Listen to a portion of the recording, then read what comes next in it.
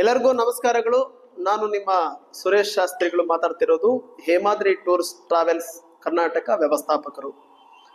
ಬನ್ನಿ, ಈ ಒಂದು 2026ನೇ ಇಸ್ವಿಯ ಚಾರ್ಧಾಮ್ ಯಾತ್ರೆ ಮಾಡೋಂಥವ್ರಿಗೆ ಈ ಒಂದು ಸಂಪೂರ್ಣ ಮಾಹಿತಿಯನ್ನು ಕೊಡ್ತಾ ಇದ್ದೀವಿ. ನಮ್ಮ ಹೇಮಾದ್ರಿ ಟೂರ್ಸ್ ಟ್ರಾವೆಲ್ಸ್ ಕರ್ನಾಟಕ ಈ ಚಾರ್ಧಾಮ್ ಯಾತ್ರೆಯನ್ನ ಮೇ 6ನೇ ತಾರೀಕಿಂದ ಪ್ರಾರಂಭ ಮಾಡ್ತಾ ಇದೆ. ನೀವು ಯಾರಾದರೂ ಚಾರ್ಧಾಮ್ ಯಾತ್ರೆಯನ್ನು ಮಾಡಬೇಕು ಅಂತಂದ್ರೆ ಮೊದಲಿಗೆ ಬೇಕಾಗಿರುವಂಥದ್ದು ಉತ್ತರಾಖಂಡ್ ಟೂರಿಸಂ ಡೆವಲಪ್ಮೆಂಟ್ ಬೋರ್ಡ್ ಯಾತ್ರಾ ರಿಜಿಸ್ಟ್ರೇಷನ್ ಅನ್ನು ಮಾಡಿಸ್ಕೊಳ್ಬೇಕು. ತದನಂತರವಾಗಿ ನೀವು ಫ್ಲೈಟಲ್ಲಿ ಹೋಗುವಂಥವ್ರಿದ್ರೆ ಬೆಂಗಳೂರು ಟು ಡೆಲ್ಲಿಗೆ ಫ್ಲೈಟ್ ಇರುತ್ತೆ, ಬೆಂಗಳೂರು ಟು ಡೆಹ್ರಾಡೂನ್ ಕೂಡ ಫ್ಲೈಟ್ ಇರುತ್ತೆ. ನಾವು ಎರಡೂ ಕೂಡ ಹೋಗ್ಬೋದು. ನಾವು ನಮ್ಮ ಹೇಮಾದ್ರಿ ಟೂರ್ಸ್ ಟ್ರಾವೆಲ್ಸ್ ಕರ್ನಾಟಕದಲ್ಲಿ ನಮ್ಮ ಯಾತ್ರಿಕರನ್ನ ಕರೆದುಕೊಂಡು ನಾವು ಬೆಂಗಳೂರಿಂದ ನಾವು ಡೆಲ್ಲಿಗೆ ಪ್ರಯಾಣವನ್ನು ಮಾಡ್ತೀವಿ. ಡೆಲ್ಲಿಗೆ ಪ್ರಯಾಣ ಮಾಡಿದ ಮೇಲೆ ಅಲ್ಲಿಂದ ನಮಗೆ ನಮ್ಮ ಬಸ್ಸುಗಳು ಯಾತ್ರಿಕರೆಲ್ಲ ಪಿಕಪ್ ಮಾಡಿಕೊಂಡು ಅವ್ರನ್ನ ಕರೆದುಕೊಂಡು ಅಲ್ಲಿಂದ ನಾವು ಹರಿದ್ವಾರಕ್ಕೆ ನಾವು ಪ್ರಯಾಣ ಮಾಡ್ತೀವಿ. ಒಂದು 4 ಗಂಟೆಗಳ ಕಾಲ ಹರಿದ್ವಾರಕ್ಕೆ ಪ್ರಯಾಣ ಆಗುತ್ತೆ. ಹರಿದ್ವಾರಕ್ಕೆ ನಾವು ಹೋಗಿದ ಮೇಲೆ ಅಲ್ಲಿ ಹರ್ಕಿ ಪೋರಿ ಅಂತ ಹೇಳ್ಬಿಟ್ಟು ಗಂಗಾರತಿ ಆಗತ್ತೆ. ಅಲ್ಲಿ ಬಹಳ ಸುಂದರವಾಗಿ ಗಂಗಾ ಸ್ನಾನ ಮಾಡಿಕೊಂಡು ಗಂಗಾರತಿಯನ್ನ ನೋಡ್ಬೋದು. ನಾವೆಲ್ಲರೂ ಕೂಡ ಗಂಗಾರತಿಯನ್ನ ನೋಡಿದ್ದು ಆದ್ಮೇಲೆ ನಾವು ಅಲ್ಲಿ ಚಂಡಿ ದೇವಿ ಮತ್ತು ಮಾನಸ ದೇವಿ ರೋಪ್ವೇಲಿ ಕೇಬಲ್ ಕಾರಲ್ಲಿ ನಾವು ಹೋಗ್ಬೋದು. ಅಲ್ಲಿಂದ ಆದ್ಮೇಲೆ ನಾವು ಮುಂದಿನ ಪ್ಲೇಸ್ಗೆ ಹೋಗುವಂಥದ್ದು ಋಷಿಕೇಶ್ಗೆ ಹೋಗ್ತೀವಿ. ನಾವು ಋಷಿಕೇಶಲ್ಲಿ ರಾಮಜುಲ್ಲಾ ಲಕ್ಷ್ಮಣ ಜುಲ್ಲಾ ಅಂತ ಒಂದು ಪ್ಲೇಸ್ ಅನ್ನ ಕವರ್ ಮಾಡಿ ಅಲ್ಲಿಂದ ನಾವು ಮುಂದಕ್ಕೆ ಪ್ರಯಾಣ ಮಾಡುವಂಥದ್ದು ಯಮುನೋತ್ರಿ ಕಡೆಗೆ. ಯಮುನೋತ್ರಿ ಚಾರ್ಧಾಮಲ್ಲಿ ಮೊದಲನೇ ದೇವಿ. ಯಮುನಾ ನದಿ ಉದ್ಭವ ಆಗುವಂತಹ ಒಂದು ಸ್ಥಳ ಇದು. ಯಮುನೋತ್ರಿಗೆ ಹೋಗುವಂಥವರಿಗೆ ಕುದುರೆಯಲ್ಲಿ ಹೋಗ್ಬೇಕು ಮತ್ತು ಡೋಲಿಲಿ ಹೋಗ್ಬೇಕು, ಟ್ರಕ್ಕಿಂಗ್ ಅನ್ನು ಹೋಗ್ಬೇಕು. 3ಕ್ಕೂ ಅವಕಾಶ ಇರುತ್ತೆ. 6 ಕಿಲೋಮೀಟರ್ ಇರುತ್ತೆ ಹೋಗುವಂತಹ ದಾರಿ. ಅದು ನಮಗೆ ಕುದುರೆ ಡೋಲಿ ಇದ್ರ ಮುಖಾಂತರ ನಾವು ಮೇಲಕ್ಕೆ ನಾವು ದೇವರ ದರ್ಶನವನ್ನು ಮಾಡ್ಲಿಕ್ಕೆ ಹೋಗ್ಬೋದು.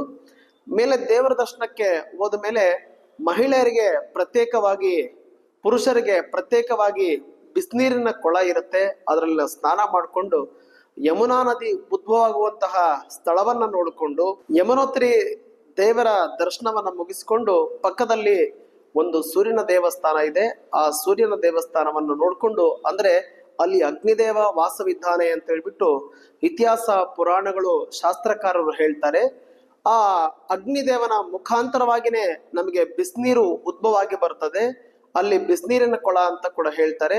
ಆ ಬಿಸಿನೀರಿನ ಕೊಳದಲ್ಲಿ ಒಂದು ಚಿಕ್ಕ ಬಟ್ಟೆಯಲ್ಲಿ ಅಕ್ಕಿ ಹಾಕಿ ಆ ಗಂಟನ್ನು ಕಟ್ಟಿ ಅದು ನೀರಿನ ಒಳಗಡೆ ಬಿಟ್ರೆ ಅಲ್ಲಿ ಅಕ್ಕಿ ಇರೋದು ಅನ್ನವಾಗಿ ಬರುತ್ತೆ.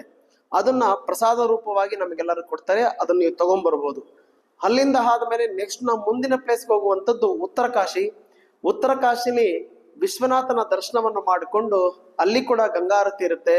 ಆ ಗಂಗಾರತಿಯನ್ನ ವೀಕ್ಷಣೆ ಮಾಡಿಕೊಂಡು ಇನ್ನು ಮುಂದಕ್ಕೆ ಹೋಗುವಂತ ಪ್ಲೇಸ್ ಅಂತಂದ್ರೆ ಇನ್ನು 2ನೇ ಧಾಮ ಅಂದ್ರೆ ಗಂಗೋತ್ರಿ. ಗಂಗೋತ್ರಿಗೆ ಹೋಗುವ ಮಧ್ಯದಲ್ಲಿ ಒಂದು ಗಂಗಾನಾನಿ ಅಂತ ಒಂದು ಬಿಸಿನೀರಿನ ಕೊಳ ಇದೆ. ತುಂಬಾ ಸುಂದರವಾಗಿದೆ.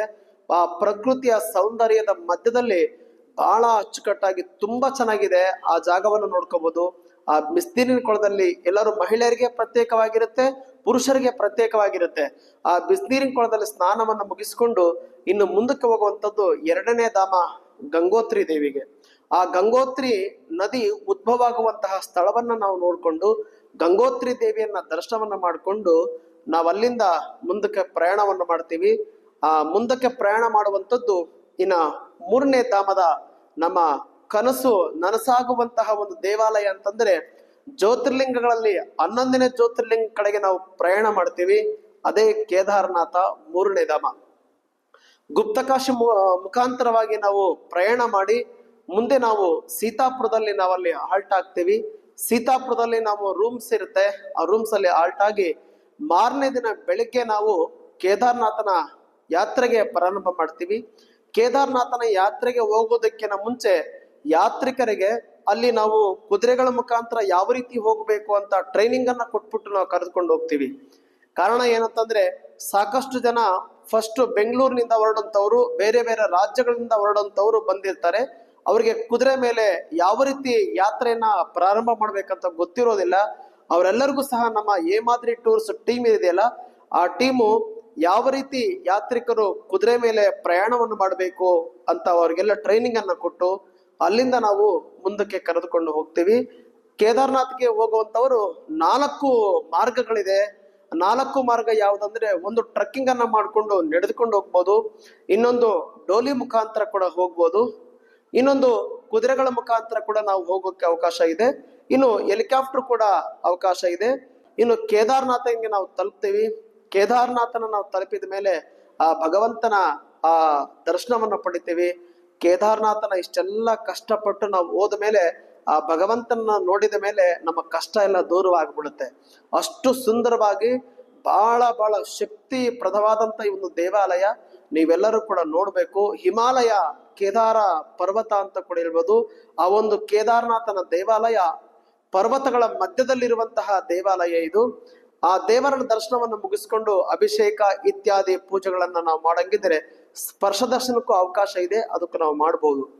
ಅದು ಆದ್ಮೇಲೆ ಮತ್ತೆ ಬೆಳಿಗ್ಗೆ ನಾವು ಅಲ್ಲಿಗೆ ಭೈರವನಾಥ ಅಂತ ಹೇಳಿ ಕ್ಷೇತ್ರ ಪಾಲಕ, ಆ ಕ್ಷೇತ್ರ ಪಾಲಕನ ದರ್ಶನವನ್ನು ಮಾಡಿಸಿಕೊಂಡು ಅಲ್ಲಿಂದ ಮುಂದೆ ನಾವು ಶಂಕರಾಚಾರ್ಯರು ನೆಲೆಸಿರುವಂತಹ ಒಂದು ವಿಗ್ರಹ ಇದೆ, ಆ ದೇವರ ದರ್ಶನವನ್ನ ಮಾಡಿಕೊಂಡು ಶಂಕರಾಚಾರ್ಯರನ್ನ, ಅಲ್ಲಿಂದ ಮುಂದೆ ಬಂದ್ರೆ ಭೀಮಶಿಲೆಯನ್ನು ನೋಡ್ಕೊಂಡು ಗುಪ್ತಕಾಶಿ ಒಂದು ದೇವಾಲಯವನ್ನು ನೋಡ್ಬೋದು.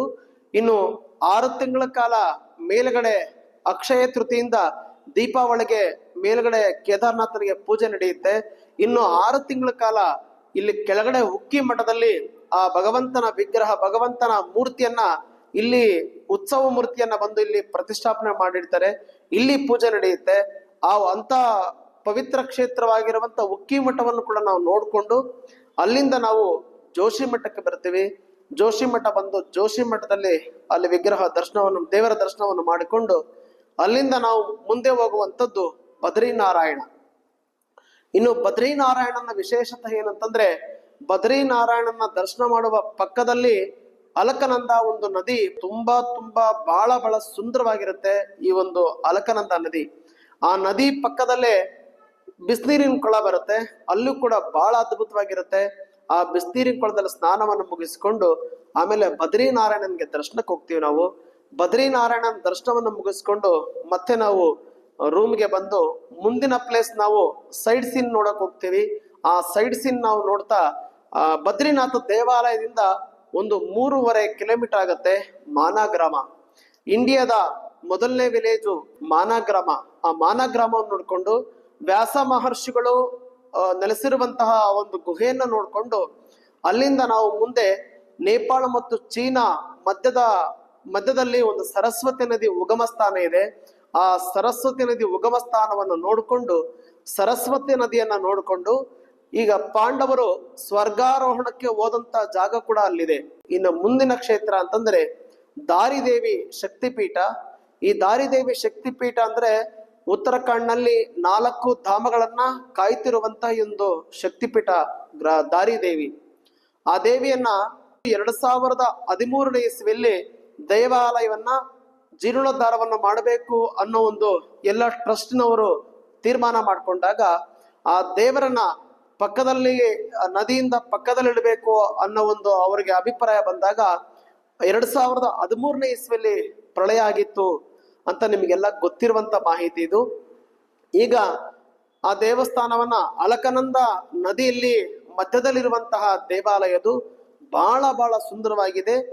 ಬೆಳಿಗ್ಗೆ ಒಂದು ಕನ್ಯೆಯಾಗಿ ಕುಮಾರಿ ರೂಪದಲ್ಲಿ ದರ್ಶನವನ್ನು ಕೊಡ್ತಾಳೆ ಆ ತಾಯಿ.